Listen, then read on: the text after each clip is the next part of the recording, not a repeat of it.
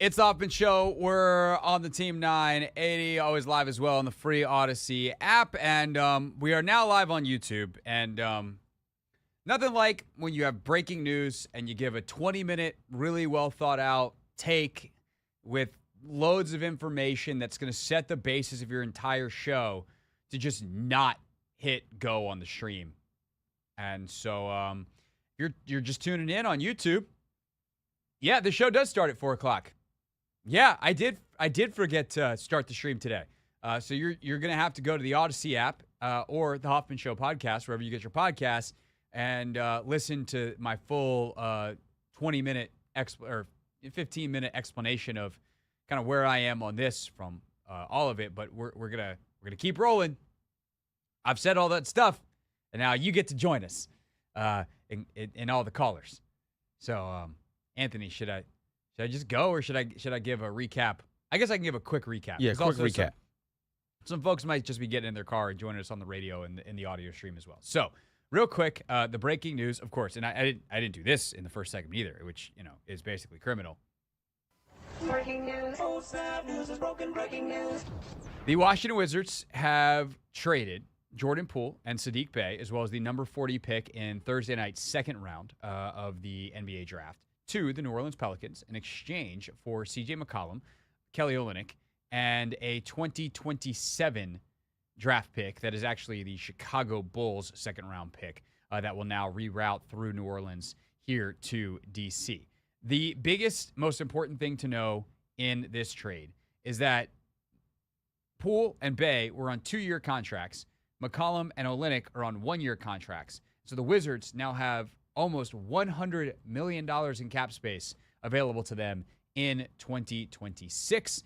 I do not think that means they will go big fish hunting in 2026. What I do think that will allow them to do is take on a potentially bad contract in exchange, or just a high contract that a team is trying to offload in exchange for some draft capital being attached to it, or they could get a good player that another team just can't afford. So maybe they go trade market hunting in 2026, but that is the way I see it. I think this is smart. I think this is the way business is done, and I think this is extra smart considering the league now has all these roster building restrictions, second apron that you've heard a million things about, that is basically a hard cap that teams are desperate to stay under, meaning they're going to have to sell off high-priced assets.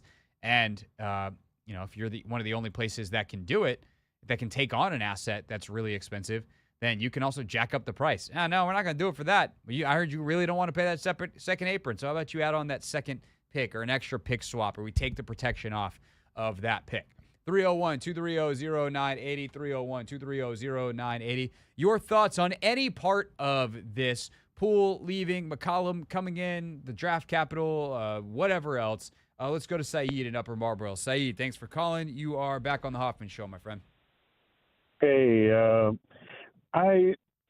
so the only way that I look at this trade and say, all right, okay, I'll consider it, is if I'm thinking that this is basically a culture trade. That I'm just looking for somebody who maybe is a little bit, wiser with the basketball, maybe can be more of a mentor. But usually you don't spend 30+ million a season on that, do you? Like, I don't know. I just feel like from that aspect, if we're looking at this kind of like, the Commanders, grabbing a couple vets to come in and kind of all right, I see it. But otherwise, stats-wise, it's very similar. Contract-wise, it's very similar except for the extra year, of course, which makes me wonder why Pelicans would have done this.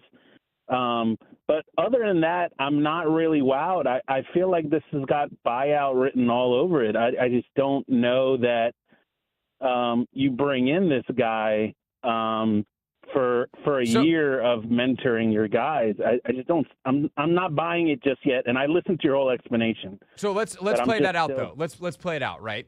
Let's say even they buy CJ McCollum out. He's like, hey guys, I would like to go somewhere to go ring chasing. I've never won a title. Can you guys please pay me my money and let me go? Or pay some portion of my money and let me go? Sure, fine, whatever. Okay, then what? Right, like, but that's that's my point. But it's also my point. Is like, okay, in 2025, 2026, it doesn't matter how much they win. Like, it just doesn't. In fact, the most it matters that the Wizards win in 2025, 2026 is that they have one of the worst records in the league, so that their top 8 protected draft pick in what is an even more loaded draft than this year's draft does not go to the New York Knicks. If they pick 9 or worse, the pick is gone. They've got to finish in the bottom 8, which means finishing with, they dropped from 2 to 6 this year, so that's 4. That's finishing with one of the 4 worst records in the league. Otherwise, you are risking a bad lottery luck, and you don't win in 20, and you lose your draft pick. I think we both agree that this year is kind of, we'll see how this year goes. But like, even if we held on to Poole, and by the way, that other draft pick, the 40 some odd pick, whatever it is, even if we held on to him, are we saying that next year we feel like nobody would want Poole's contract and we couldn't have traded him away then? So because otherwise, why wouldn't you keep? Yeah, that's the valid question, right? Is like, what is the return for Poole enough? And that's the part I didn't really tackle in the first 15. So here, that's what I'm saying. Like, I just don't see, like, if they told me if not that the team has to go through me, contrary to what I think, but if the team, if I was sitting there in the front office and I was making this decision, and somebody said, we can get CJ McCollum for $16 million a year versus the 32, 33, or 34 that we're giving Poole, I'd be like, all right, that's actually, this could be really good. But you're not. If you are keeping him this year, you're still dropping 30 plus. Right, but this year doesn't matter. Like the cap element. Plus, in the NBA, trades have to be more or less dollar for dollar. If you're a second apron team, which the Wizards and the Pelicans are not, they don't have to be literally dollar for dollar. And salaries can't be aggregated. There's a whole bunch of restrictions that are crazy. But like, no, I'm with you. I'm just saying that for me at the end of the day, the numbers are going to be even. That second year is everything, though.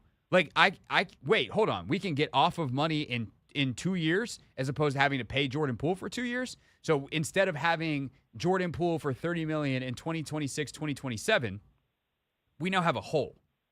And we can take in whoever we want. I'm with you. I'm just saying I think that is super valuable. And I guess the other part of this, and this is where I think more people are probably going to want to chime in, is like, who says you're going to get a better deal for Poole later? I mean, think about a year ago, what you could have gotten for Kyle Kuzma, and they were like, let's wait and see if someone gets desperate at the deadline. And then Kuz was not good. He was very not good for the first half of the season. They have to trade him, not for pennies on the dollar, but certainly, 80 cents, 70 cents on the dollar, probably compared to what they got. And I know they like A.J. Johnson, but they definitely could have gotten more for Kyle Kuzma last summer than they did at the trade deadline. And so that's why I'm saying at the end of the day, I think it's strictly 60 to 70% culture, 30 to 40%, depending how you look at it, contract stuff, because I do think Jordan Poole I disagree with that, because I don't think Jordan Poole was a bad culture guy. Like Jordan Poole. No. Here's what I mean. I'm talking about on court culture. Jordan Poole is a gunslinger. He's the kind that likes to, pull up to the logo and shoot. When you got new guys and you don't want them going after that, McCollum is more your guy than Jordan Poole. Let it rip, Jordan Poole. That's what I'm saying. I still think it's 70% contract. Like, maybe. I think your percentages are backwards. But I get what you're saying. Like, I think what you're saying they would tell you is a nice positive, and like they're not going to bring in a total knucklehead. Like that's clear. They've made that very clear. Like their core tenets are togetherness and joy, and like in a lot of ways, Jordan Poole was great for that stuff. Like the joy he brought to the locker room was something that they really valued. The joy he brings to playing basketball, in part because of the gunslingerness, is that. But sure, like, hey, let's be a little bit more disciplined with the basketball. Let's make sure. I do think that the on-court part, it's like, let's open up shots and possessions and minutes. I think it also opens up the possibility of who they can take versus some of these guys that were being mocked to them. I was like, I don't know how that's going to work with Poole. Like, they've only got one basketball, and we know that Jordan's best on the ball. And if you're trying to prop up his trade value, then he's going to need to be on the ball. Now, it's one in the hand versus two in the bush. But what if there's nothing in the bush or a half in the bush? Yeah. And that's we'll see how it goes. That's what we're never going to know, because like he could go to New Orleans and play really well, and that's not necessarily what it would have been here. I think that getting McCollum is like A+ on getting the type of guy that you want in your locker room and that they want in terms of the rebuild. The money part is impossibly big. And I think Saeed, like where I kind of land on this, I really enjoy this back and forth, because I think you tackled a couple of the things that I didn't bring up in that first 15 minutes. And it is good to talk about him as someone who sees it a little bit differently. So I really appreciate the call.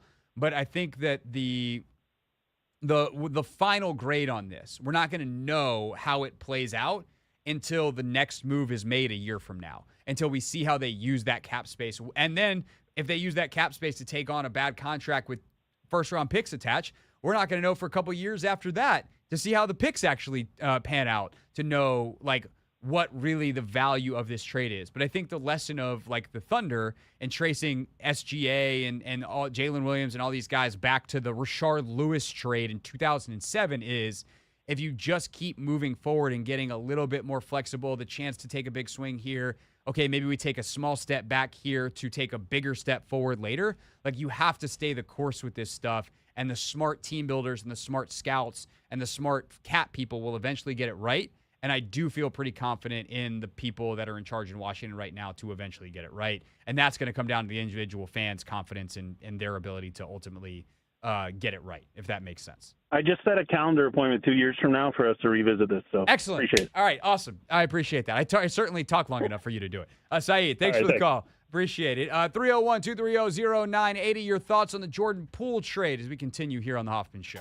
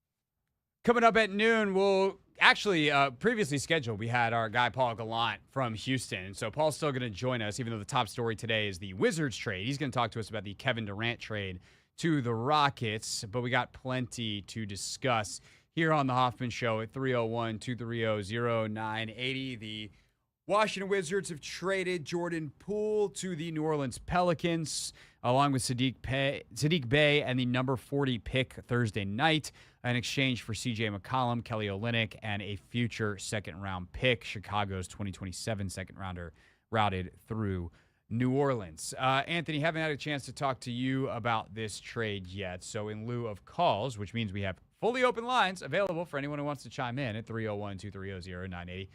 What are your thoughts on this trade besides a sad soul that Kelly Olynyk, former Wizards killer, perhaps the most notorious Wizards killer of the last decade and change here, is coming to D.C.? Yeah, so I definitely, that was my first thought, KO to the Wizards. I wasn't even thinking about nobody else. I am sad, though, that Jordan Poole's leaving because, again, I think his first year here, he, struggled getting adjusting and acclimated to, playing with us. But after that, I think, even from our interactions with him at Wizards Media Day, like the vibes were good. He seemed like he was bought into, what the Wizards were trying to build here. And maybe, he probably wasn't going to be one of our centerpieces for the rebuild. But still, the fact that, he gave us, a couple good years and, it was a nice guy. And, we got some wins. There was some fun moments. It's going to be sad to, see him go. But at the same token, this is a part of the process. And, he was just, a little casualty in it all. So I'm sad to see him go. I'm really sad to see Jordan go. And, famously, Anthony, we had a conversation last year that went very viral at Media Day when we were talking about how many French players there were. And Jordan said, hold on.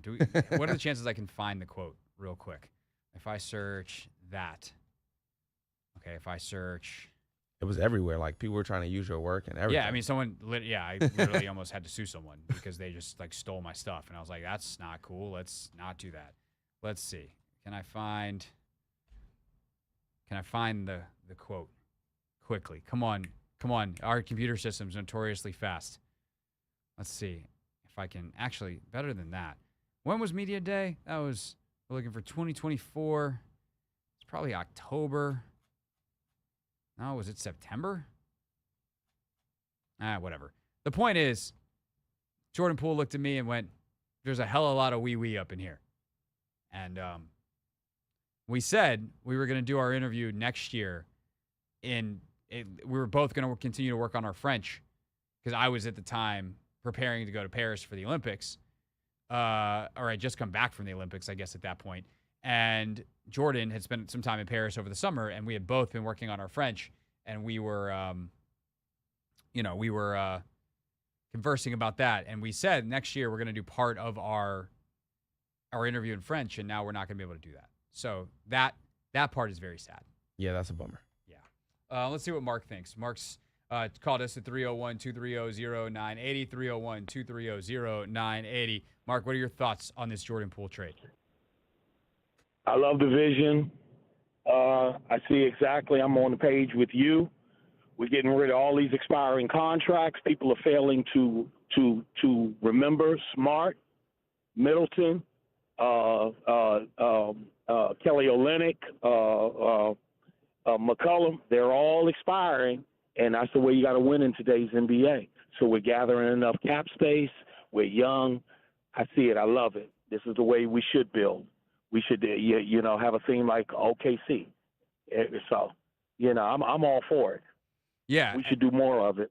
I agree. Although there's not much more to do at this point. Mark, thanks for the call. And this is, let's also trace this all the way back, right? And this is the thing. We talked about this yesterday because I was like, hey, let's see what happens over the next couple of days. But we were also talking about how Bradley Beal is stuck in Phoenix. Okay, the Wizards now, next year, are going to have $100 million in cap space instead of paying Bradley Beal $50-something million on the final year of his contract. Think about that. They had the most unmovable, worst contract in the league.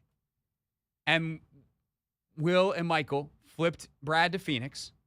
They got Chris Paul. Chris Paul turns into Jordan Poole at half the price. Poole now turns into McCollum.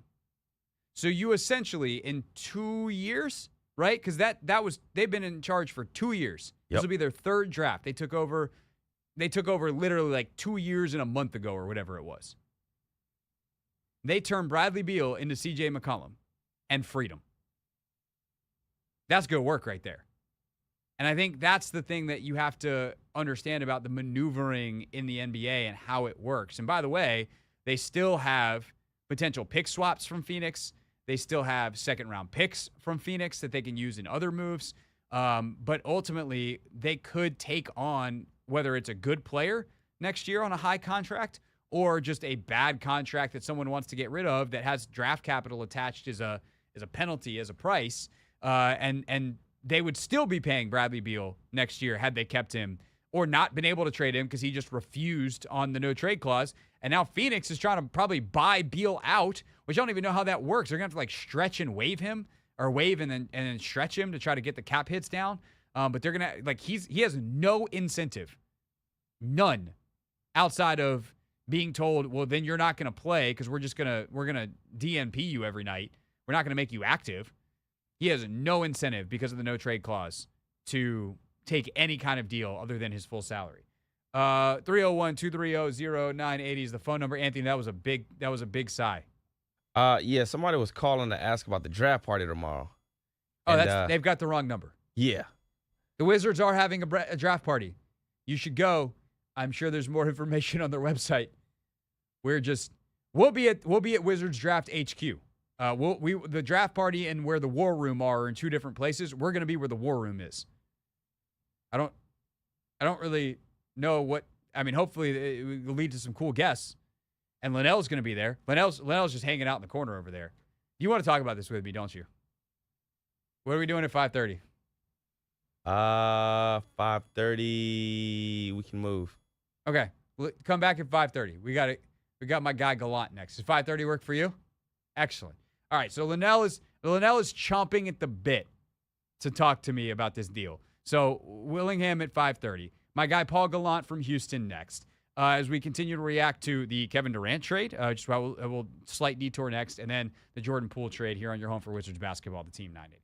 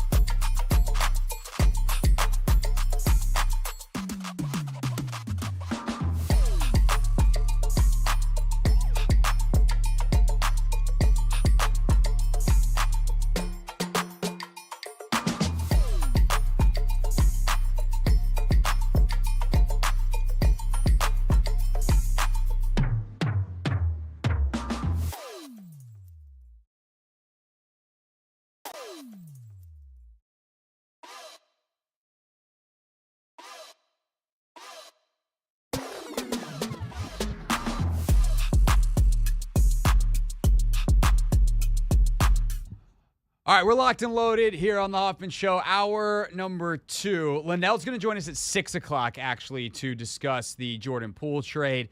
5:30, little NBA draft look at some of the NBA confidential work that David Aldridge did in The Athletic and some players that I think are now even more interesting in Washington considering the Poole trade. However, technically, obviously, the Jordan Poole trade's our top story of the day. We're still going to call this Not My Beat. It's just we booked it yesterday. We thought this would still be one of the top stories, but we're more than happy to welcome in my guy Paul Gallant here in just a moment. But yeah, it's 5 o'clock. You know what we do. Today's top story from the perspective of someone who's there. You are looking live. This just in. Not My Beat. Paul Gallant, host of the Midday Show on 97.5 ESPN in Houston. Paul, I'm never getting ahead on guests again. Never. Breaking news. I should know better. I feel you on that. But, hey, this was a massive trade that took place on Sunday that distracted some, at least temporarily, from Game 7 of the actual NBA Finals. Leave it to the NBA offseason to sometimes be more interesting than the actual games themselves. Well, I do think that Game 7 was quite interesting. And by the way, the rating came out for it today, the highest rated NBA Finals game since 2019. So apparently it took all 7 games, Paul, but people did watch. When you heard about the trade, I'll just ask you simply and we'll go from here. What was your reaction to Kevin Durant and / what is your reaction to Kevin Durant coming to your Houston Rockets? Well, someone woke me up from a nap to tell me that was happening because I was on my way back from a bachelor party. Some of my buddies from Syracuse were actually driving me back to the airport. So I had nodded off, and they woke me up and said, hey, Kevin Durant's a Rocket. And my first thought was, well, I'm going to have an easy show on Monday. So that at the very least is nice. But the secondary thought is this. It legitimizes them as, at the very least, a Western Conference Finals contender, if not an actual championship contender.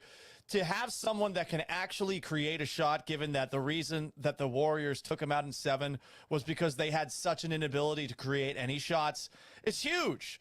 He is so tall. It is impossible to contest his shots practically. And this is a guy that even if he was playing for a rough Phoenix team that last season Durant would describe as trash, for talking about those accusations that Boogie Cousins had made about there potentially being a fist fight in the Suns locker room. This is a guy who was doing maybe not Kevin Durant 10 years ago things, but definitely the kind of things that you would expect from somebody who's considered a top 15 player in the NBA, even at age 37. Yeah, the 15-time All-Star on his way to Houston. And scaling back for just a second, Durant, even though he's from here, he's a D.C. area guy, PG County, as everyone here knows. He also associates very heavily with Texas after his 1 year in Austin. I know he spent a lot of time in the offseason down there, and there was a reason why San Antonio and Houston were on his list. Like, he is very fond of that part of the country. What does it mean? Like, what was your audience's reaction to Kevin Durant, quote-unquote, coming home? I think a lot of people are excited about it. I mean, it has been a really long time since he played here in Texas. I mean, the Thunder were still in Seattle at the time, to just put it in perspective. But I think a lot of my friends who are Texas fans are very excited about that. I know one already who already put in an order for a jersey. But I think it's more about, hey, this team was incredibly likable this past year in spite of an inability to do things offensively. And they go and they get this guy, and they didn't have to give up anyone important to make it happen. There's an argument to be made that Jalen Green someday could be a really good player, and perhaps the Rockets are giving up on him a little bit too early. But I look at him as somebody who someday is going to be maybe an elite sixth man on a good team. I've felt that way about him for a year and a half. He has his moments where he's really good, but he has his moments where offensively it just doesn't happen. And this playoff series that we just saw from him against Golden State left a lot of doubt in the air about whether or not he'd ever reach the potential of a former number 2 overall pick. He is young, but hey, if you can get a guy in Kevin Durant that actually can regularly score, great. If you got to give up Dylan Brooks to do it, fine. Brooks was a big help of installing Ime Udoka's culture over these last 2 seasons. But think about it from this perspective, Craig. I mean, you don't have to give up anything except for pick number 10. The valuable Suns picks you still have from 2027, 2029. You still have those 5 second-round picks. Sometimes second-round picks end up being really good. Look at the Oklahoma City Thunder. But at the same time, are you really expecting to draft good players in the second round, especially when with this Rockets team, it would be unlikely that a lot of them would see the court given the amount of young talent that they have. And I think most importantly of all, a lot of guys who are clearly a big part of what Ime Udoka wants to do going forward, they all stay. Amin Thompson, Alperen Şengün, I would have told you they were untouchable before this trade. You didn't move either of them.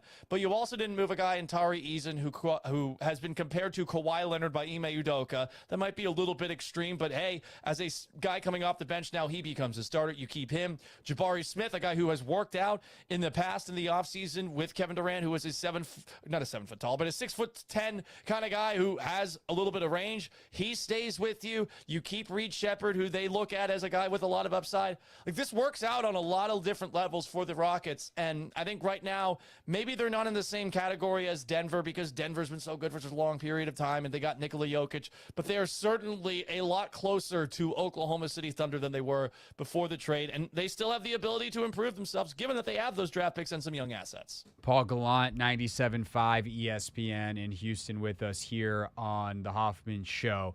The young player piece of this, and this is something we've talked about with the Poole trade here today, amongst other times. The Denny Advia trade, another one here, where like it opened up more minutes for other guys. How important was that for Houston going into next year with Eason and especially Reed Shepherd, who was a top 5 pick who barely played at all last year? Yeah, a lot of people were frustrated about that too.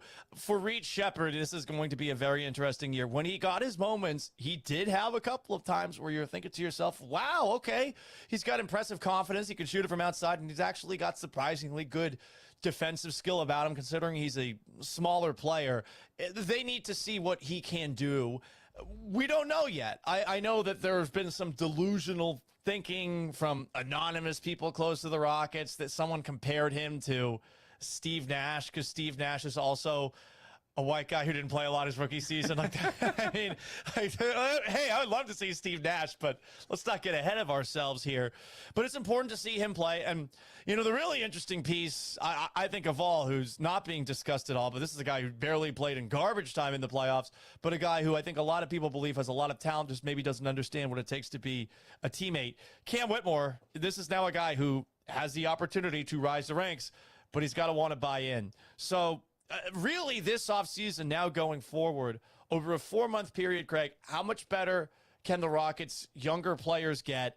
With Reed Shepherd, a lot of room. With Jabari Smith, with Tari Eason, maybe a little less room. And with Amin Thompson, with Alperen Şengün, if this team actually wants to be a title contender, those two, I think, are going to need to make some pretty impressive progress over the course of this offseason. Maybe that's too much to ask for them, which is why I think the Rockets, to bring it back to Kevin Durant, are looking at this as a multi-year thing. Obviously, no deals can be struck for a little bit of time, and I'm sure there's going to be some moves the Rockets maybe make. Maybe it's tomorrow during the draft, or maybe it's over the days before the league year starts, where they'll potentially be trying to shed a little bit more salary. But I think the expectation is that Kevin Durant is going to be here for not just one season and the remainder of this contract, but that he potentially signs some sort of deal, hopefully one that's favorable to the Rockets that keeps him around another 2 to 3 years. Yeah, he can sign an extension after July 6th that is like a certain amount, and then there's a bigger one he can sign if he waits a little bit. I think he crossed a certain like playtime threshold or whatever the rule is, or league. NBA contracts are stupid. Like I know a lot about him. Paul, we got too many. Someone put on an apron, you know. Trying to explain the apron on the air. Like I feel like I need a whiteboard behind me, and even then, I just feel like an idiot. Yeah, exactly. I'm going to look more like Charlie Day trying to figure out who Pepe Sylvia is than I am going to look like someone who knows what he's talking about. Yeah, well, we've known each other a long time, so I'll just say we both had our moments of knowing and not knowing what we talked about. Paul Gallant's with us from ESPN Radio's Houston affiliate 97.5, where he has been talking Rockets and Kevin Durant trade, now talking about that with us. Paul, you mentioned earlier so many of the guys that they were able to keep in this deal. This was a competitive market for Durant on some level. Are you surprised at the price, the price point, how little they had to pay, relatively speaking, for Durant. I'm just going to be frank. I think everyone knows the Suns are a bunch of idiots, and they thought to themselves, let's just wait. Let's just wait this out because everyone knows that they have to trade Kevin Durant by a specific date. So from the sound of things, Ime Udoka actually did come up to Rockets ownership and say, I would like to bring Durant in. He was coaching with Durant with the Brooklyn Nets back in 2022. Royal Ivey is a Rockets assistant coach who also played with Durant at Texas and is one of his best friends. Like, there were some connections that happened already, and I think that Ime Udoka may have sped up the process. But from what I understand, the Rockets were willing to stand completely pat going all the way up to the draft. If they got Kevin Durant, great. If they didn't, they were willing to walk away. And I think as coy as they played this, you got to give their GM, Rafael Stone, who I've criticized a lot over the last couple of years, a lot of credit for being cool hand Luke in this situation.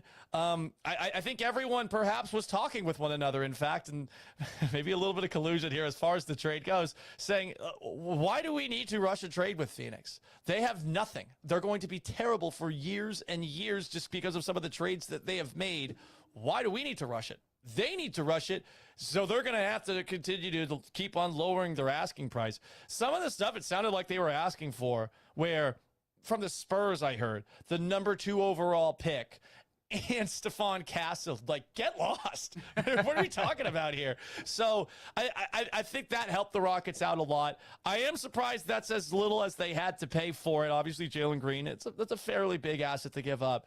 But this looks really good for the Rockets, and I'm excited about next season. I already was, because I really enjoy watching this team play. But now to have someone that can actually create his own offense, that's just a huge addition. All right, last thing for you, Paul. And the one way I could put this is when we talk about Dillon Brooks on this show, I very much summon my inner you.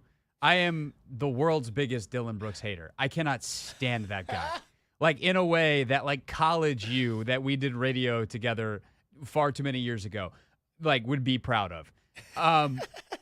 Close the Dillon Brooks chapter in Houston for me. What did he actually do, and what will they miss, if anything, from Dillon Brooks now that he's gone? He actually did a lot. You know, I as someone who was rather annoyed by the Dillon Brooks versus LeBron James saga with Memphis in those playoffs, I took a liking to him.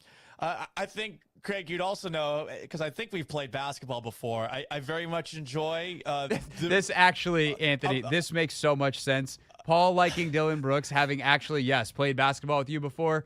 Paul was a high school football player, which is all I have to tell you about him playing basketball, Anthony.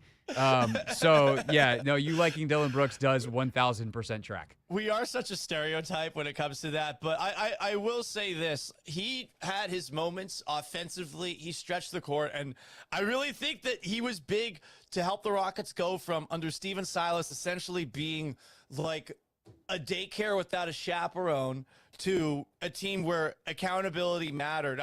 I think he was a big part of the transition to where they're now. I think they're ahead of schedule because of Fred VanVleet and Dillon Brooks being here and showing some of these young guys what it takes to be a professional, because that certainly didn't happen in the immediacy after James Harden quit on this team. So he's a punching bag. I'll say this, though. He's one of those many guys in the league, whether it's Patrick Beverley back in the day or Draymond Green, where you absolutely hate him until he's on your team. And then when he's on your team, you're like, oh, wow. Did he just hit 8 threes in a game? Oh, wow. Did he just lock down this guy defensively? That's who he's always been. But, yeah, he's on another team. He's so annoying. That sounds about right. There's some stuff where I'm like, hey, man, you bit off a little more than you can chew there, and that didn't really help your team. And I do think, like, to your point, as a floor raiser, Dillon Brooks has a role. I think they ejected him at the perfect time. Now that they're ready to go. Yes. They're no longer in the basement. It's like, oh, here, we're at a nicer restaurant now. Sorry, Dillon. You needed to wear a nicer shirt. We're going to have to leave you behind, buddy. All right. That's Paul Gallant with us here on The Hoffman Show. Paul, where can people go to check you out if they want to listen to more Durant trade coverage from here in D.C.? Well, the radio show's on noon to 3 on a variety of different platforms, but you can also catch me on my own personal YouTube channel, which is at Paul Gallant. And, if you like ramblings that just go completely off topic, I'm the guy, I guess. Yeah, but I feel the need to cut you off, in fact, right now before you get going. Paul Gallant, everybody, with us here on The Hoffman Show. Good to chat, buddy, and I'll talk to you soon. Have a good one. It's my guy PG, Paul Gallant, 97.5 ESPN in Houston. When we get back, a few more thoughts on the Durant trade. Obviously, continuing to talk the Jordan Poole trade all show long here on the Hoffman Show. And at 5:30, also doing plenty of NBA draft today. NBA Draft Confidential Wing Edition here on the Team 980.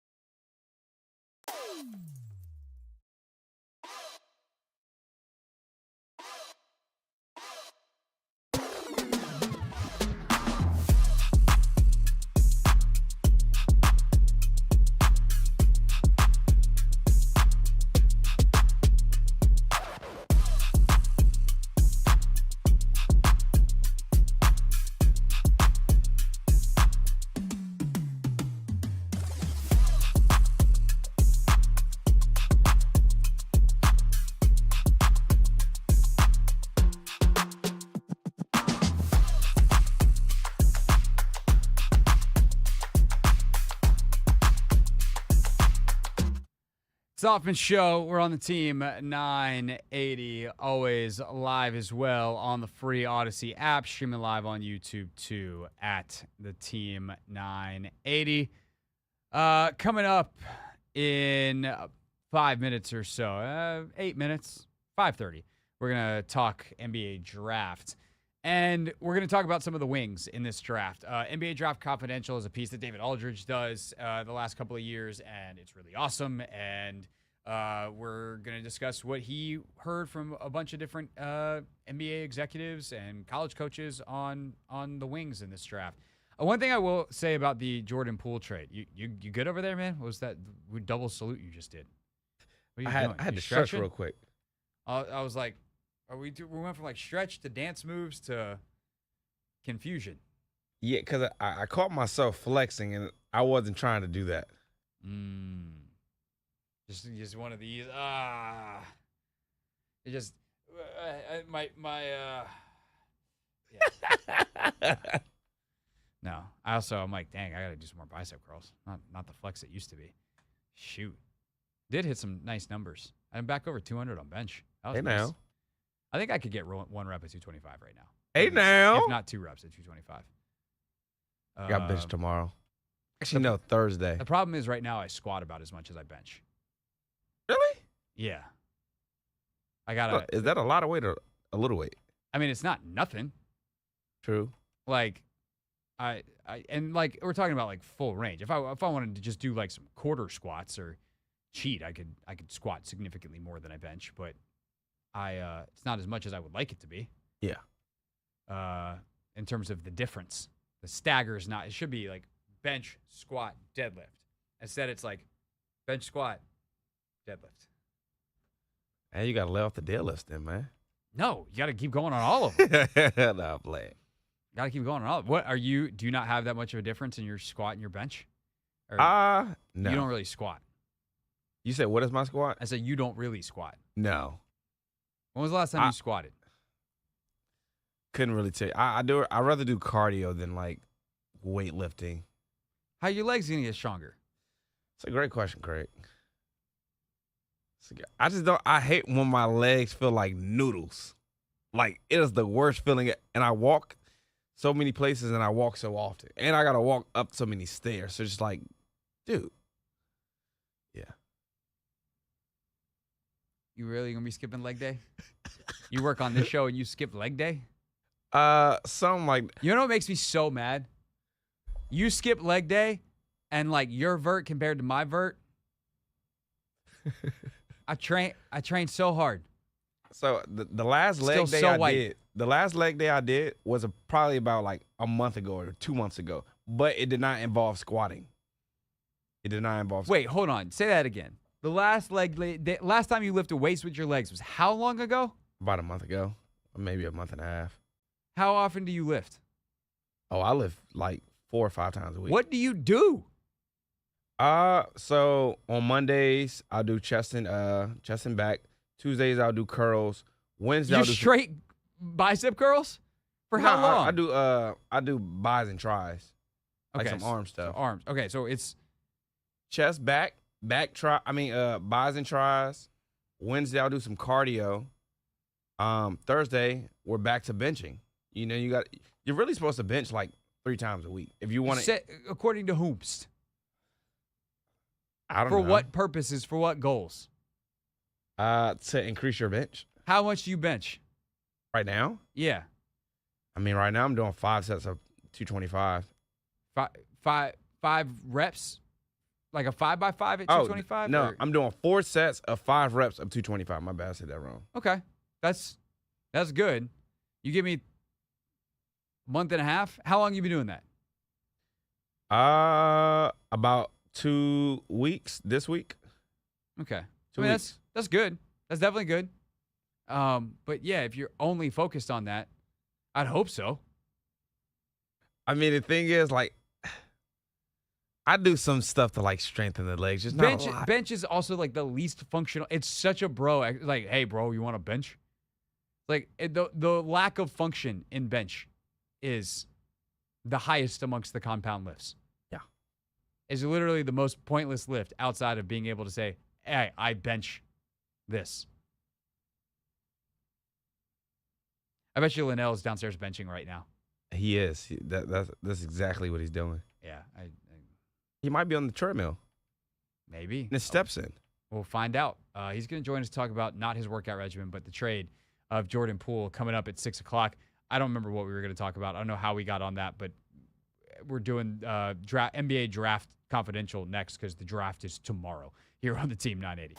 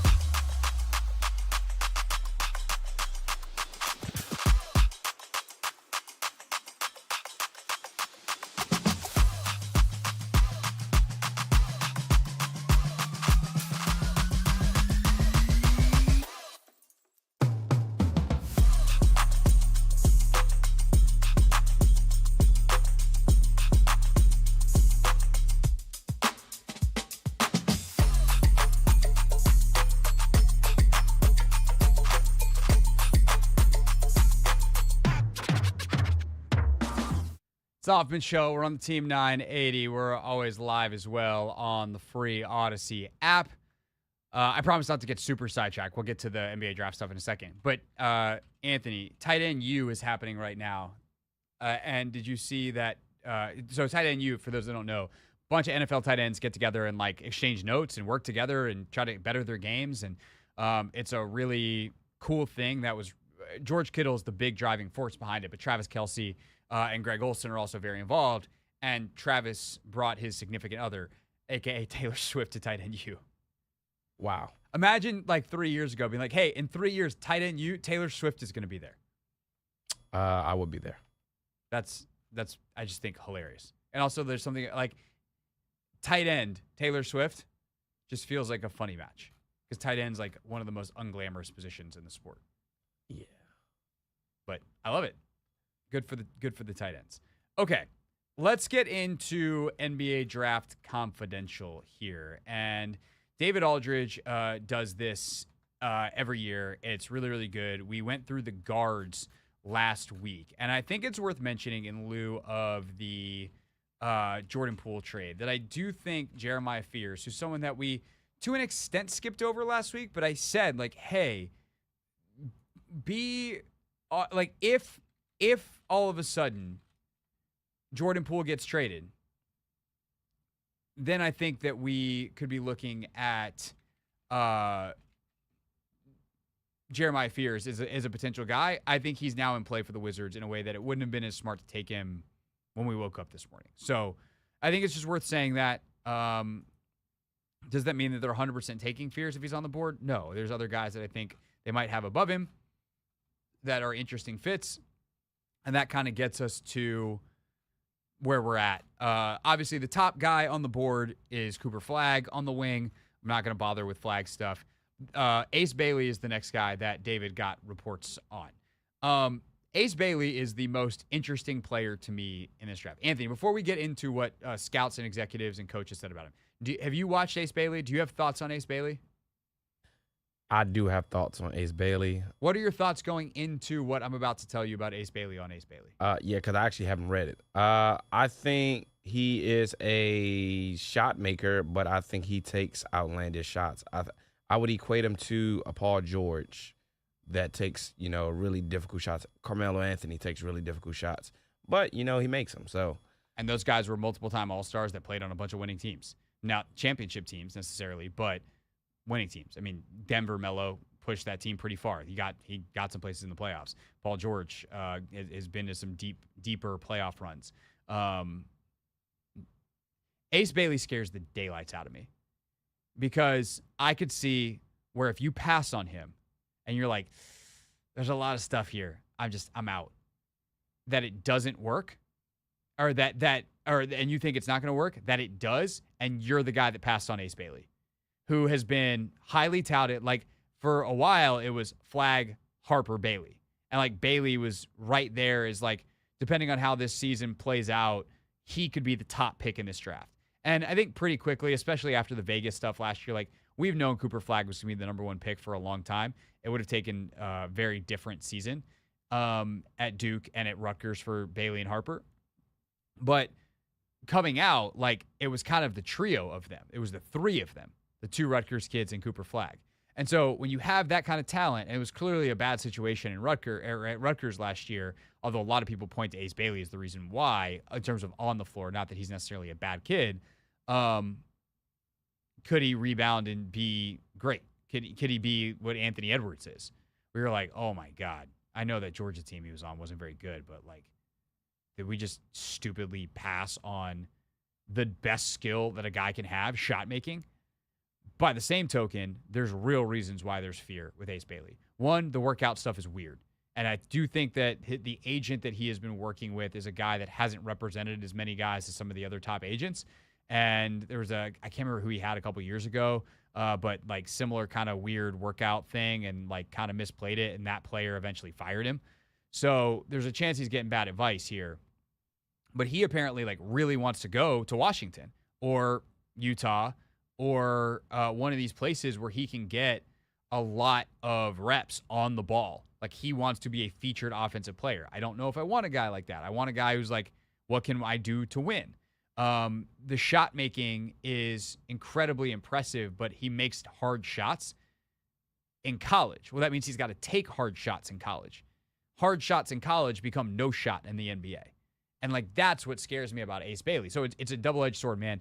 He could be awesome, or he could cost you your job. So some of the feedback that David Aldridge got in his NBA Draft Confidential, which you can read in full on The Athletic.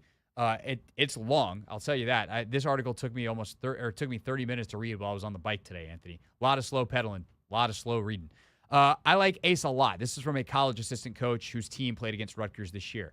I think he's a pretty one-sided player. I don't think there's a whole lot of desire on defense. I hate criticizing kids on stuff like that when I haven't coached them, though. I don't know what they were asking, or maybe he was doing what they were asking him to do. He certainly has the measurables to be a good defender. He's got good athleticism. He's got good length.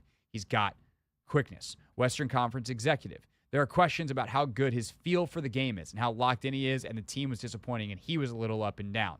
But on his game, you could sit there and squint and tell yourself you're getting some version of Durant. This is probably my favorite thing, and I think the thing that would push me away from him based off of if this is true.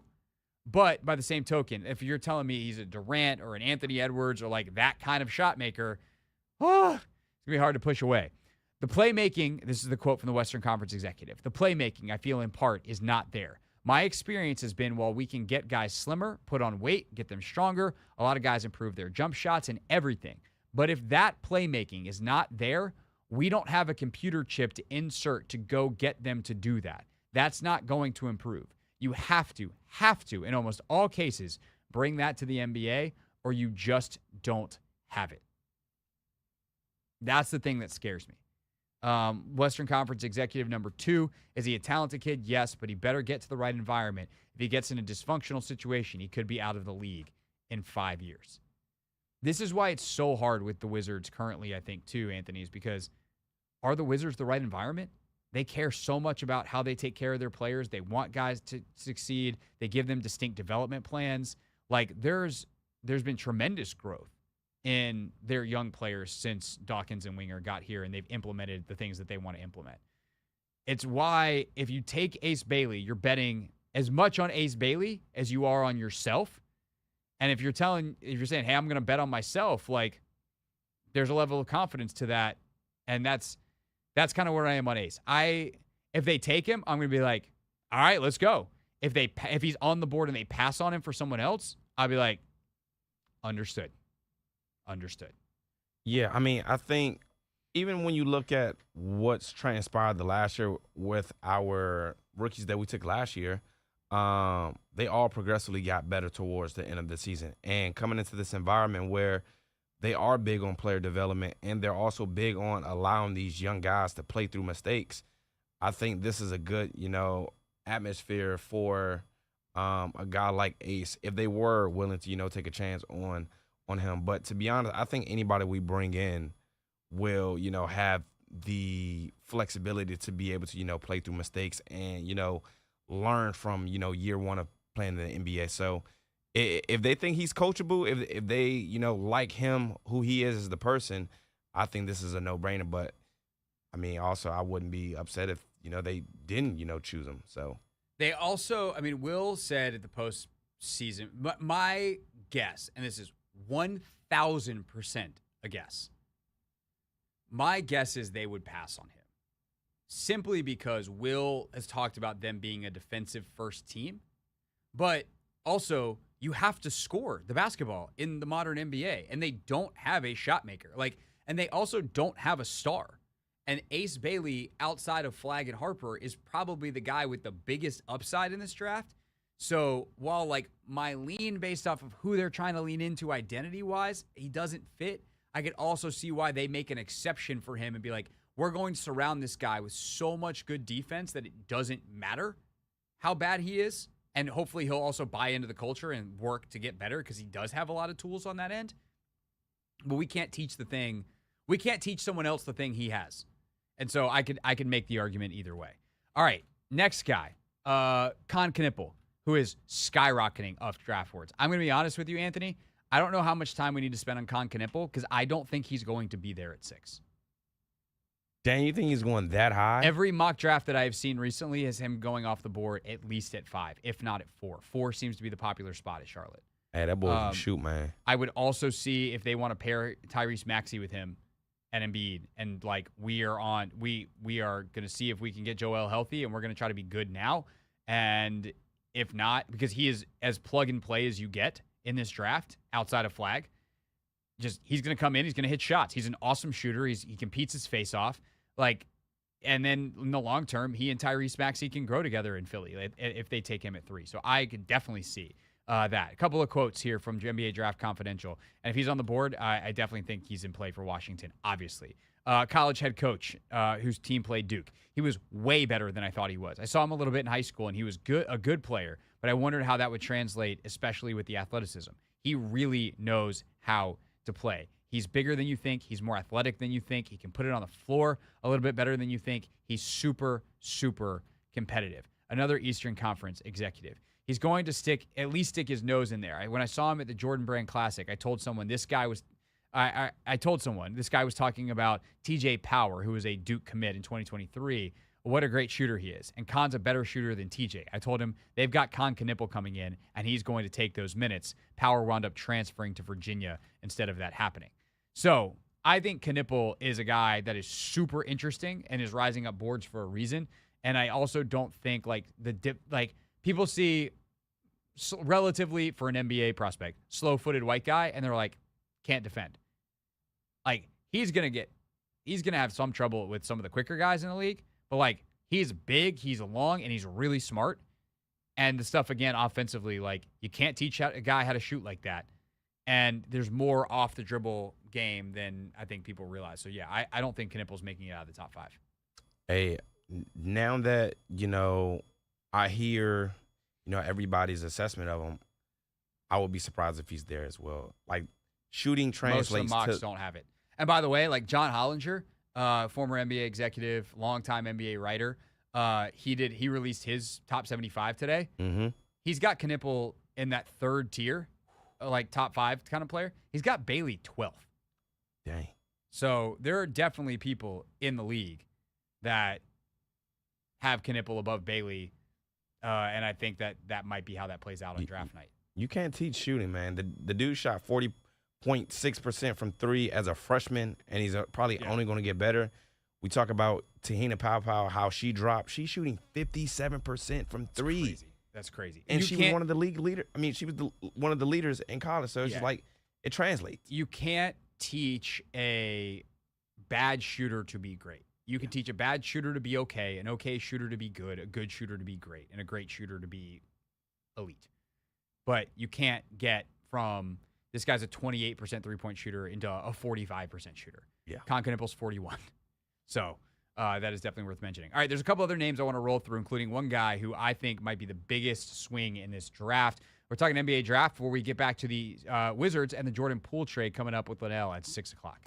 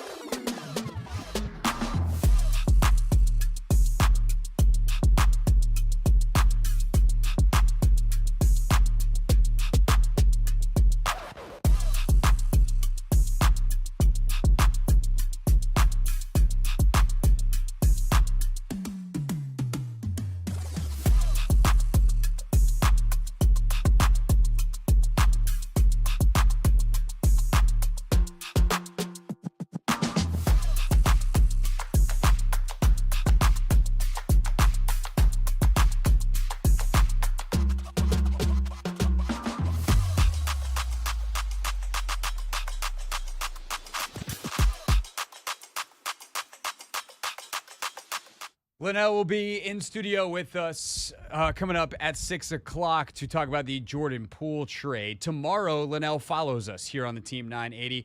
Wizards draft show starts at 4 o'clock. I'm on 4 till 7 as usual, just a special edition of the Hoffman Show. We live outside the Wizards War Room. And then Lenel will have our full NBA draft coverage starting at 7 o'clock. Of course, last year, it was literally, Anthony, do you remember the Denny Advia trade last year? To the Trailblazers? Yeah, you remember like the timing of it? This literally, as I'm talking about the show with Lenel, like just popped into my head. Was this right when we were about to get off air? It happened as we were signing off. Yeah, as we were Like, getting off. we signed off, and 6 seconds later, Woj broke the news. And then you stayed on for an extra hour. And then I stayed on with Lenel. And I had to leave. Yes, you did. But I remember, because I also remember doing it like in we made a vlog last year of draft day, and I remember being like tick tick. There's the Woj tweet. That's 2 years in a row. Then one of the final Woj bombs. Oh wow, yeah. That's 2 years in a row though that we had like this media. We had Wizards trade news. Right before you the had draft. to stay. Yeah, you had to stay an extra hour. The year before it was the Bradley Beal Beal. trade, yeah, And which CK stepped in for me. yeah, which all-time greatest moment on the show. Yeah, hey boss, can you run the board and answer the phones for me? It was Thanks. actually 2 years ago to the day. Was it? Well, It that was wasn't the day of 24th, 2 years ago. Oh, it was the 24th. Yeah. Huh. They love making trades on the 24th. What can I tell you? Mark, put a reminder in next year. Wizards are going to make a trade today. They'll probably into the cap space that was created by today's trade. It's kind of the point. All right, let's get into a couple more quick names to keep an eye on for the Wizards tomorrow, specifically on the wing. And these names, I don't know if the Wizards are going to be able to get because I think they're going to fall in the range that goes between their picks, right? So they have 6 and 18. And could they trade up? Like, could a Houston want extra draft capital, let's say, and in the future and trade 10 to the Wizards for 18 and, I don't know, like 18 and Corey Kispert? Something like that? Not I that I'm thought wishing Houston that. already traded 10 Oh, that's right. Phoenix to has the 10. Suns. Could Phoenix? They don't need another two guard. Someone, I don't know. Do they want a vet? Do they want Marcus Smart? Not that I want to give up Marcus Smart or Corey Kispert. Like, I like all these dudes. That's the problem. They've acquired so many good dudes, Anthony. Every time they trade one now, I'm just like really, really sad. I'm like, oh, but I like that guy. Oh well. But I feel like it's worth mentioning these anyway. Cedric Coward out of Washington State only played 6 games for Washington State. He played 2 years prior to that at Eastern Washington. And I love this from a college head coach who played him while he was at Eastern Washington. We knew he had already played at Eastern for a year and had modest numbers, but made the transition pretty well. I popped on the scout tape getting ready to play them. First thing I told my staff was, guys, this guy might be an NBA player. His measurables, the way he moves, were so smooth and fluid. I just loved him. I had such a man crush on him and his game. We were fortunate when we competed against them. The way we played defense against their system really helped us when we played them. I was not surprised at all, though, that he started climbing up draft boards the last 16 months. Humble kid, easy to root for. Again, this is about Cedric Coward, the 6'5" wing out of Washington State. So he is a guy that, like, you start reading up a little bit on him, some of the size, like, is he kind of in that, that endless amount of wings that Oklahoma City has? Could he fit in that? Yes, he definitely could. Carter Bryant, 6'7", out of Arizona. I love this about his routine. This is from a college assistant coach who played Arizona this year. We go to Arizona. We get there 2 hours before, a little earlier than we usually do. I just watched him go through his routine, and I was like, oh, this dude's a pro. He's out there like nobody else out there, 1 foot hops. He's going through it. I was like, this guy's got a routine to his game, and he was coming off the bench.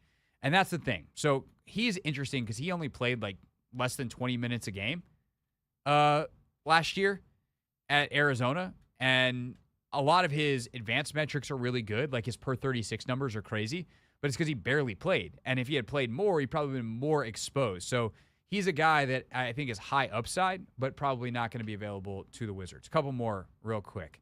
Liam McNeely, 6'7" wing, 19 years old out of UConn.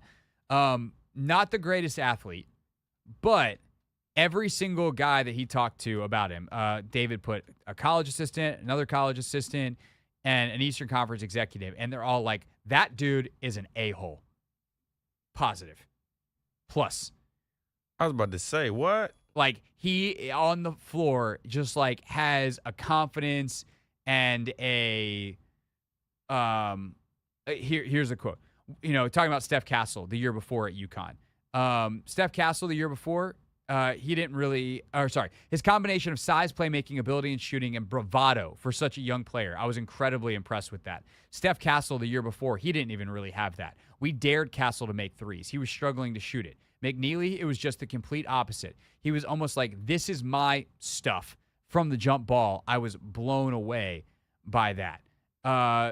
So between the shooting, his three-point shot was terrible last year, but he shot 45% his senior year of high school. He just took a lot of tough shots, I think, last year.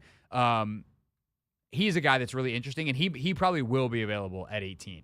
He's going to go in that like 16 to 20 range. Here's the most interesting guy in the entire draft.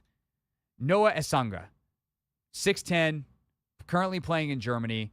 He's had an awesome last couple of months. Eastern Conference executive says he's more talented than Zachary Reese-Archet, who was the number 1 overall pick last year. He says he's got a decent feel, can attack a closeout, get to the rim, make an open shot. And he's young. He's going to have to grow. But he's super young. Western Conference exec number 3, the wild card of the draft. A long wingspan, high motor, needs to develop his body. Kid has some Scottie Pippen in him. He's my wild card in this draft. He can go anywhere from 5 to 15, I think. Hard worker, will develop an offensive game eventually because of how dedicated he is. He's a guy that I think the Wizards are going to have to trade up for. But, man, if he falls to 18, big French guy. That's the type. But a guy who's got that kind of athletic upside, that kind of potential at 18, that feels like a swing worth taking. I'm with it. I'm with it, man. You want more from Aldridge? One, he was on Grant Danny today, so you can check out their podcast, get his reaction to the Jordan Poole news. We might pull a David Aldridge bite later on in the show as well. But you can read his work in The Athletic, and it's awesome. I'm glad that we could share some of that with you and help it form our opinions of this draft class here on the air. When we get back, Lenel Willingham, he's been chomping at the bit to talk to me about this Jordan Poole trade since the moment the news broke. We're going to talk about it next here on the Team 980.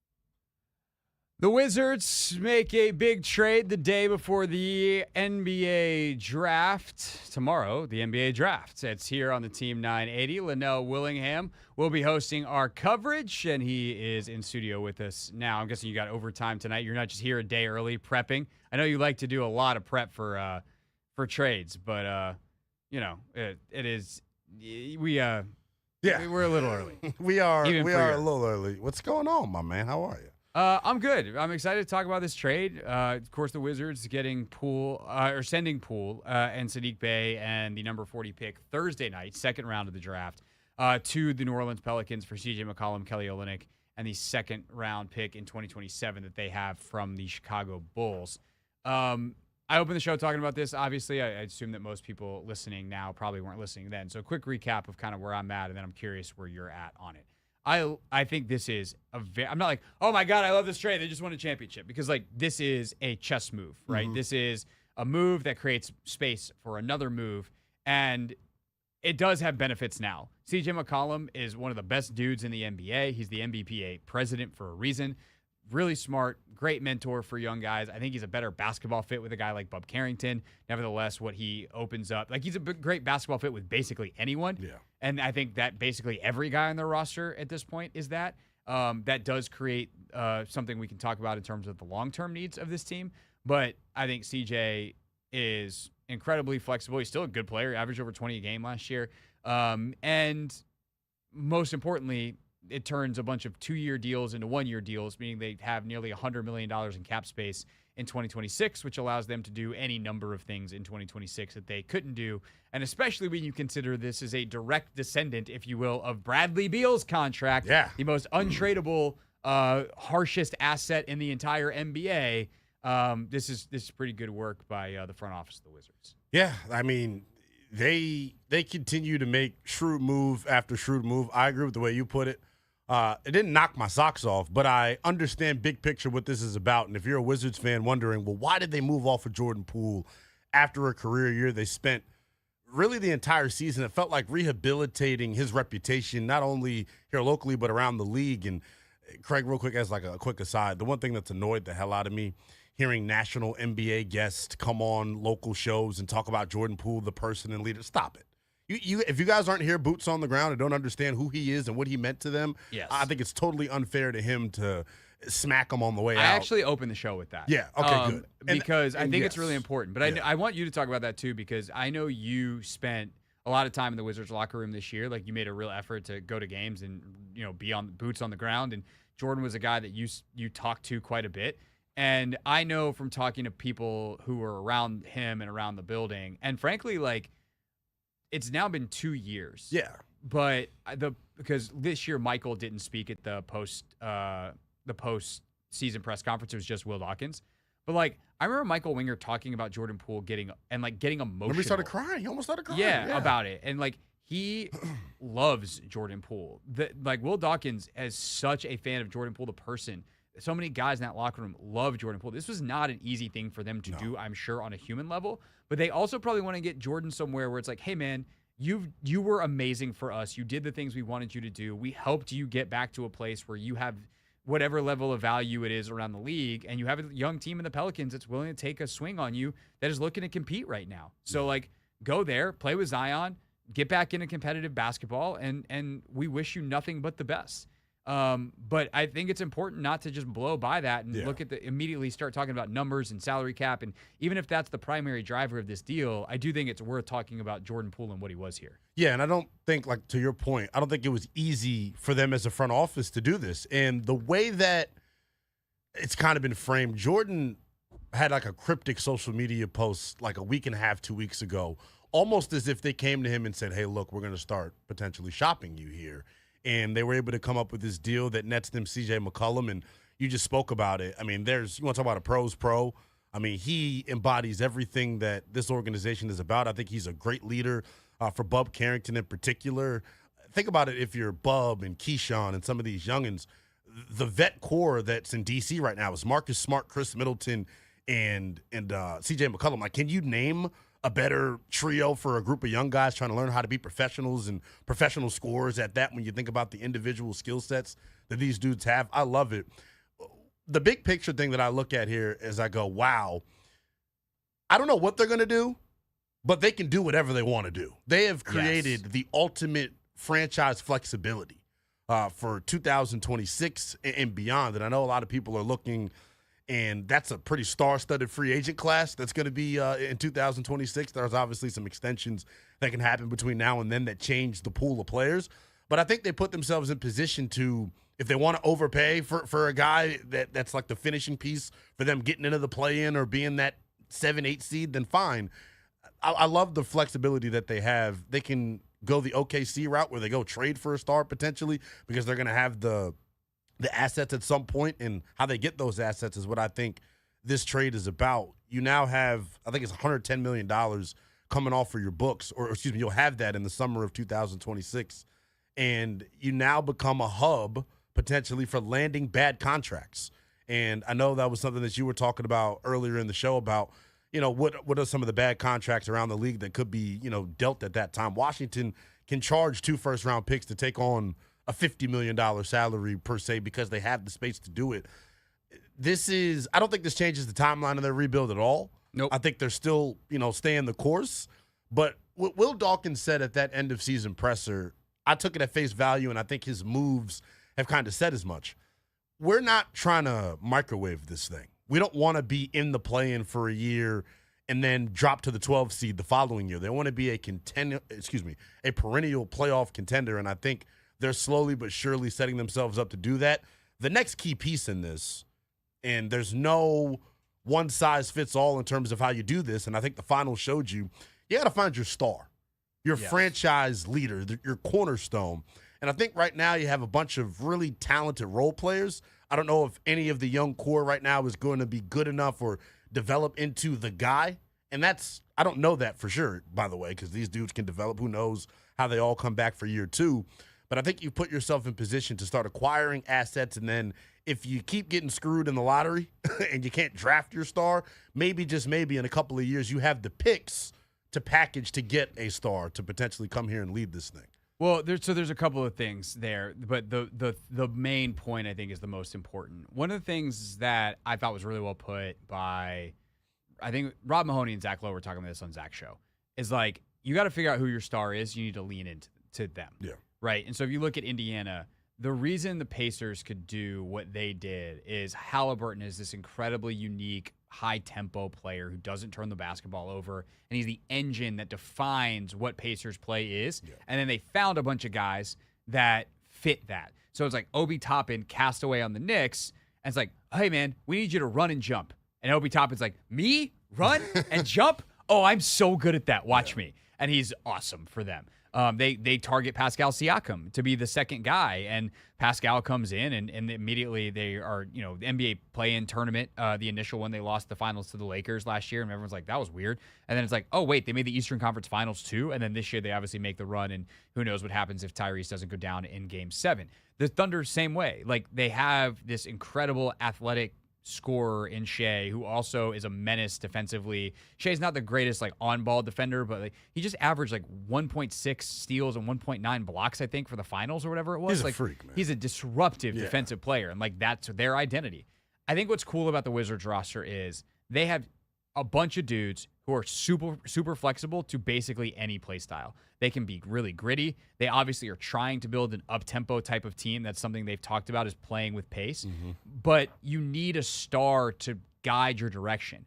But what they've acquired in the meantime is guys that can fit around almost any star. And if all of a sudden they were to get something super quirky, where they have to lean into something totally opposite of the things they've kind of been leaning into, but maintain flexibility, the guys they have are super valuable around the league. Yeah. Any team would take a Bilal Coulibaly. Any team would take a Bub Carrington to be like, oh, that's maybe a future starting point guard, but at the very least a backup point guard with his athleticism, his grit, all the things he's got. They have these, what I would call universal type of players. Yeah. That they still need the star. And how to get that star is something we can talk about, but they've made it so easy to maneuver in a league, by the way. This is the other part that I think is next level here is we talk about the bad contract taking on that, right? It doesn't even have to even be a terrible contract. It could just be a high contract Right. that's a little bit overpriced for a team that's strapped up against a second apron. Yep. Like this second apron thing, which is basically acting as a hard cap. It's 'cause changing the no NBA. one wants to be in it. Yeah. As teams selling off really good players that are just too expensive for their current budget. And now Washington can be like, oh, we're the only team in the league who can take that player on. Well, that's going to cost you. We're not going to do it for fun. Right. give us a first-round pick. Give us 2 first-round picks. And then you can package those picks together for a player or to move up in the draft or. It just creates the ability to keep yourself open to any number of ways to attack moving forward. And the best-case scenario for Washington is they're able to acquire picks next year or a player next year after winning the draft lottery. They get A.J. DeBonsa. That's their star, and then they're ready to cook. Basically from year one of DeBonsa, he's going to take a year or 2 to develop, but he's really good, and it might be better than Flag. Like there are people who think he's better than Flag, which is saying something because Flag is the best guy since Wembanyama, which I realized was only 2 years ago, but Wemby is the best guy since like LeBron. Right. So we're talking about golden age. generational type of prospect here in DeBonsa, and so if they can do that. And then these other guys are kind of ready to go, and you have still flexibility to make more moves, like that's the golden opportunity for Washington. But even if that doesn't pan out and you don't get the lottery luck in the way that the Thunder did with Chet, like they still have ways to make moves. And someone's going to make a mistake, and it's up to Michael and Will to be ready to pounce when the next Shai Gilgeous-Alexander or Tyrese Halliburton gets traded, or somebody makes a whoopsie on something else and has to make a trade, and their hand is forced. Like the Wizards are more ready than that. I know I've been talking for a while, so I'll close it with this just like piece of information. They literally have the most flexibility in the league. Corey Kispert is the only non-rookie signed beyond next season. He's it. Everyone else, every other veteran contract is expiring. Crazy. Yeah. So they have room both on the roster and from a cap standpoint. That's how you do it. It is Asset Management 101, and Will Dawkins learning from the best executive in pro sports in Sam Presti. So, 100%. All right. If you're doing overtime, you can't do another segment, right? that'd be tough.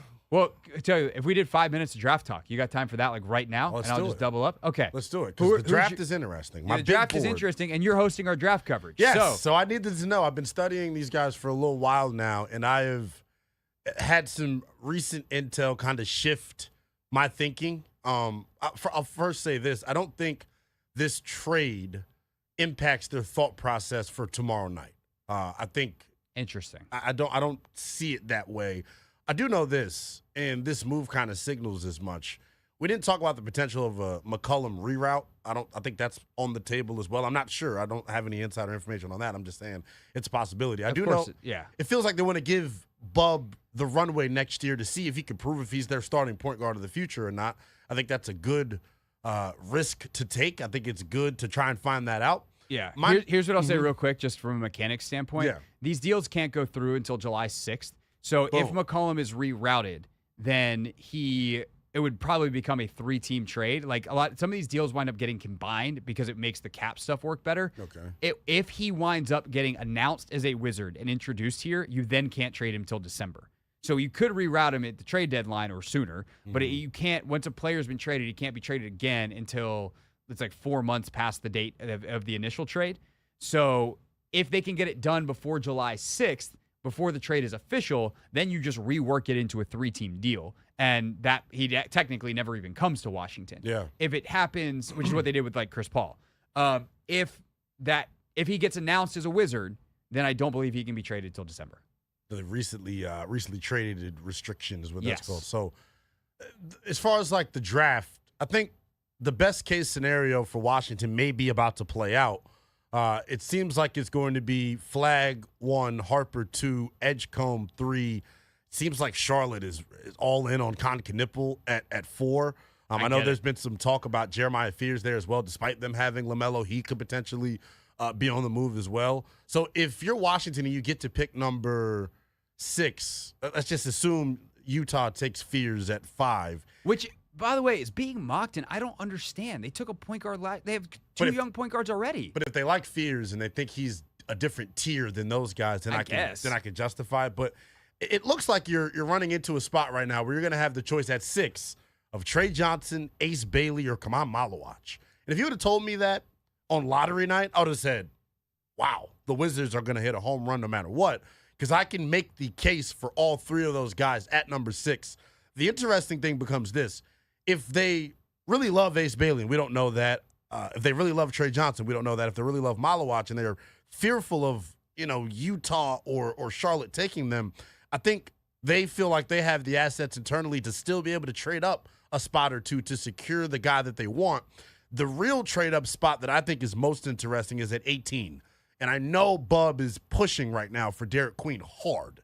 If Derek Queen begins to slide in the lottery, I think they're confident in their assets, which is why I thought they would keep Poole for a deal like that, moving from 18 into like the top 10 potentially, or into like 12 or 13, because that's going to cost you. But I think. But I don't know. Like, here's the thing with that, though.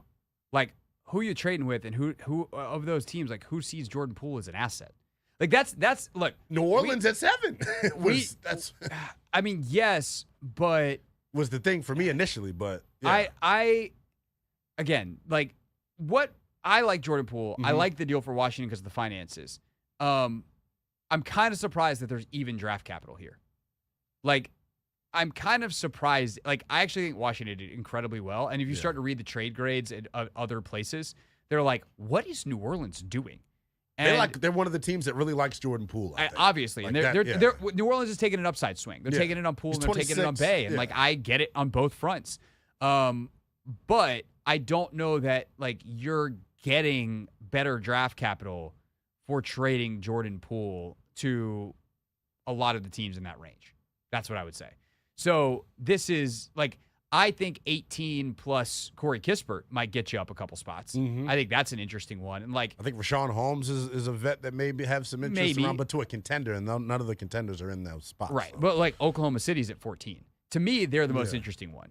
One, you have a relationship there between Will and Michael and Sam Presti. 2, like, is there a way for – because they don't have a roster spot. So you might – I don't know who you would acquire from Oklahoma City to make it work if you're trading like a Kispert, but could you take a future first – like, could you do 18 and a future first for 14 and something and, like, make it work out so it's kind of even, but you don't actually wind up trading you don't wind up trading – a player to that team because Oklahoma City literally cannot take a player. Yeah. So it's all interesting, and it makes me think they're going to be working the phones a lot. They're probably on the phones right now. We're trying to figure out, like, how they can move and groove. Ideally, at 6, my, like, dream scenario for them, I know there's been the stuff that's come out about the agent, and look, you're drafting Ace Bailey, not his agent. I know there are probably some concerns about that, but I think, to me, he's the second best player in this class I can make an argument for. I love Dylan Harper, but 6'8" is 6'8", and I think Ace Bailey's ability to score the basketball, the athleticism that he has, and then the defensive potential, if you can get him locked in on that end of the floor, is just a lot of ifs, man. A lot of ifs, but that's what the draft is about. All these guys have flags. They're all projections, but I think Ace's upside is nuts to me. I still think, like, if I want the offensive guy, just go Trey. Like, the floor is so much higher. Like, the worst version of him is just an awesome shooter, and the worst version of Ace is nothing. I think the ceiling of Ace is, to me, like a all-star level small forward year in and year out that's got all NBA potential. Like, I really think he's going to have the ability. I think to the upside of Trey is that as well. It's similar. Yeah. It's like a Devin Booker type. So I don't know, man. This draft scares the bejesus out of me because there's a star somewhere in it, and I don't know whether it's Fears or Bailey or. Fear scares me. I don't know. I watched too many highlights of him earlier today, and I was like, "This dude's he's so nasty. Like he's a bucket. Like, that's the best way to describe him. He's got like so smooth. Got some street ball game to him. Like, he could just score it. But right, this is what tomorrow's for. So Lenel Willingham, you're probably back on our show tomorrow, and then 7:00 is when the draft coverage begins. We'll be out at the Wizards draft headquarters for it. So looking forward to that tomorrow. Appreciate you stopping by. Love it, man. Are you warmed up? You ready to go? Yeah, I'm ready to go. It's going to be a very interesting night because I do have to address some Ace Bailey detractors. Oh. Okay, well, that'll be on Overtime. Yes, it will. That's the show that Lenel yells on. This is the one he talks on, the Hoffman Show. Thanks for coming by. Yes, sir. When we get back, Anthony, what are we doing? We can either do Weekend in Review or the Drew Holiday stuff. We'll go with our what else happened this weekend next here on the Team 90.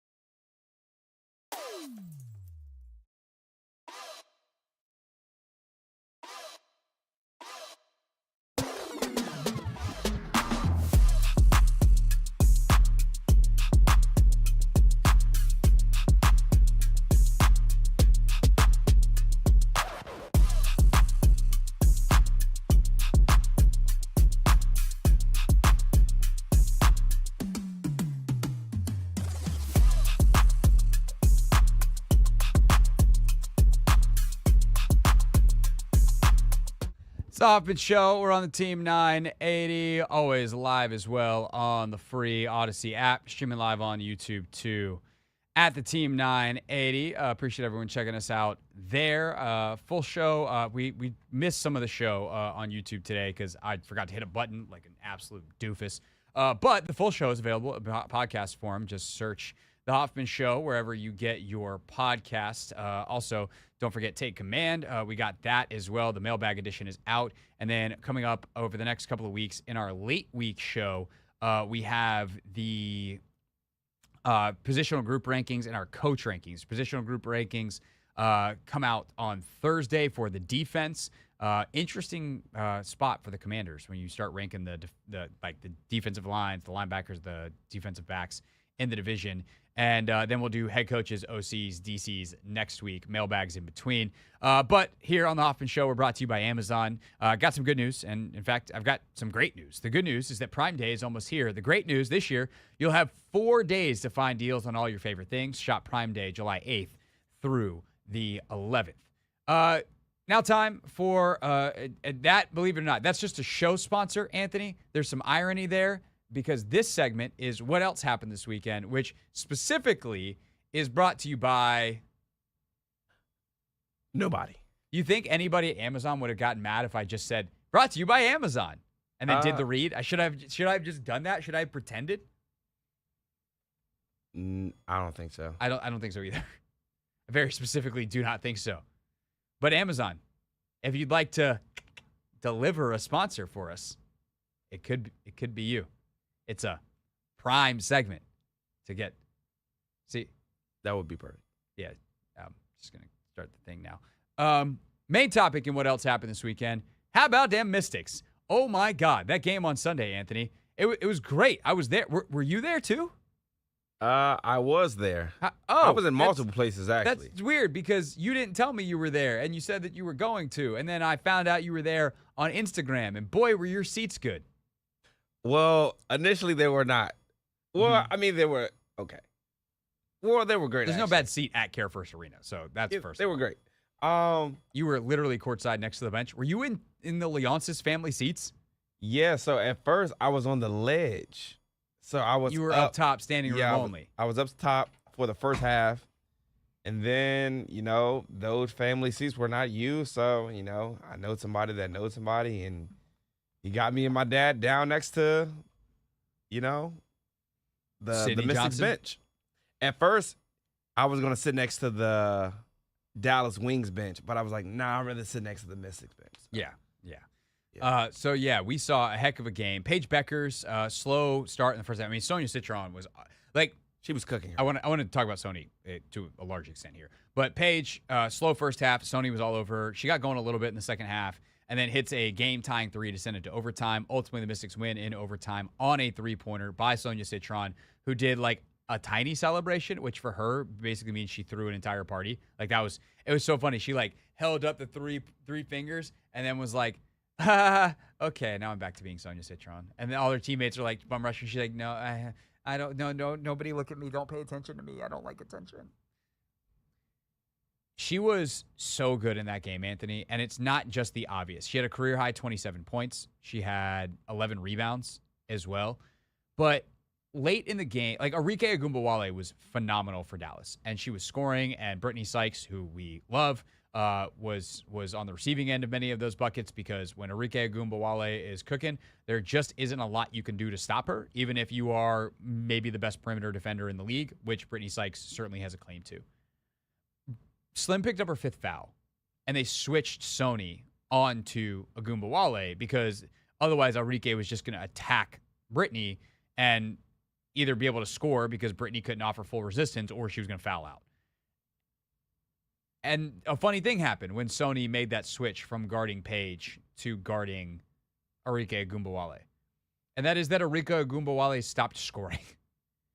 She was not only a 27-11 on offense, not only the game-winning 3, but she changed the game defensively in a major way, and Shug Sutton did a great job as well in that rotation. Shug, who had a fantastic shooting game, hit a ton of threes, also great defensively. They're able to rotate Sykes off of the primary ball handlers They stuck her. I can't even remember who she was on, but Suge took the Page assignment.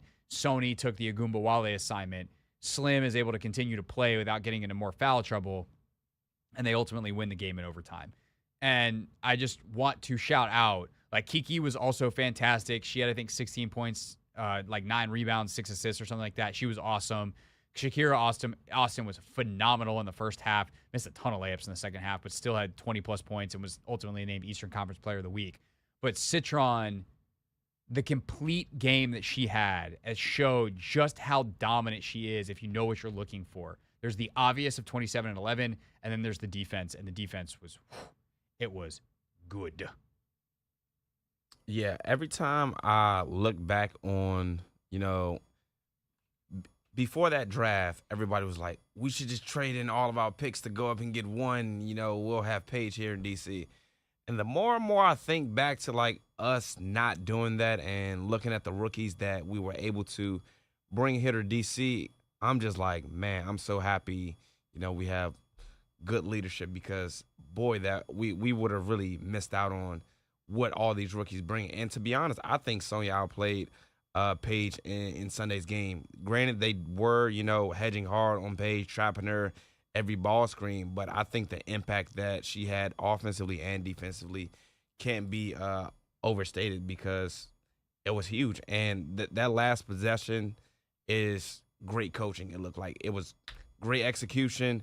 And then, for her to, sink the shot, that took guts because, again, you're setting this up for your rookie player as opposed to, like, a veteran that's taking that shot. Well, Kira gets the ball, gets doubled, and is able to kick out, but having Sony be the player who was play side and ready for that moment, like, that's great coaching. That's great use of your personnel. Look, I'm not going to pretend like I wouldn't want Paige Beckers. Like, Paige has been unbelievable so far in Dallas. Now, Kiki won Rookie of the Month, and Sony is right up there to be the favorite to win it potentially this month. So, I definitely am thrilled with those two. I love those two, not only as players, but what I know about them as people. But, like, Paige is also that, and Paige might be generational. And we'll see if Sony is too. I mean, shoot, 27 and 11 is crazy. But Paige in this game, 20 points, 9 rebounds, 7 assists, a steal, a block. She's +6 in 40 minutes, where Sonya, plays 41 minutes. She's as efficient as possible. She winds up being a +1 in the game. Plus minus is what it is. But she's 9 of 13, 4 of 7 from 3, 11 rebounds, 2 assists, 2 steals, a block, but has 5 turnovers. I mean, what Paige has been so far is everything that she's been advertised to be. She had like 2 bad games to start the year, and she's been killing it ever since. And I do think, like, it just depends on, like, what do you think the value of a superstar is versus really great players that are not that. But look, there's people that were like, I think Citron is as good as Beckers. And so far, 2 months into their rookie seasons, it's hard to argue that. It's just like, moving forward, what will they be? What does it mean to truly be the centerpiece of a team from a consistency standpoint? And to me, that's the question with Citron, is she's never been that because she had Hidalgo and Miles with her at Notre Dame. And so does she ever emerge as a consistent all-star starter, first team all-W, run the offense through her type of player? Or are the Mystics still waiting for that player and she's going to be the best? Like, she's Klay Thompson, which there ain't nothing wrong with Klay Thompson. Klay Thompson's going to the Hall of Fame, and he's as big of a part as anybody not named Steph Curry of the 4-time NBA champion Golden State Warriors. But you don't win the title without the Steph Curry, and Paige Beckers might be the Steph Curry, and that's the only question I think remaining is that the gap? But I'm now mad at myself for never thinking of the Klay Thompson Sonya Citron comparison before. But I think it's really good. I'm gonna think about it more. Ask some people. We'll report back. All right. That's what else happened this weekend. The Mystics tonight at home against the Minnesota Lynx, who do not have Nafisa Collier. She's out with a back injury. That's 8 o'clock tonight here on the Team 980. We'll have an hour of BetMGM tonight in between when we get done and that game tipping off. When we get back, parade day, so there's some good sound from that in Real Things, plus some other fun stuff from the weekend that we didn't get to yesterday here on The Hoffman Show.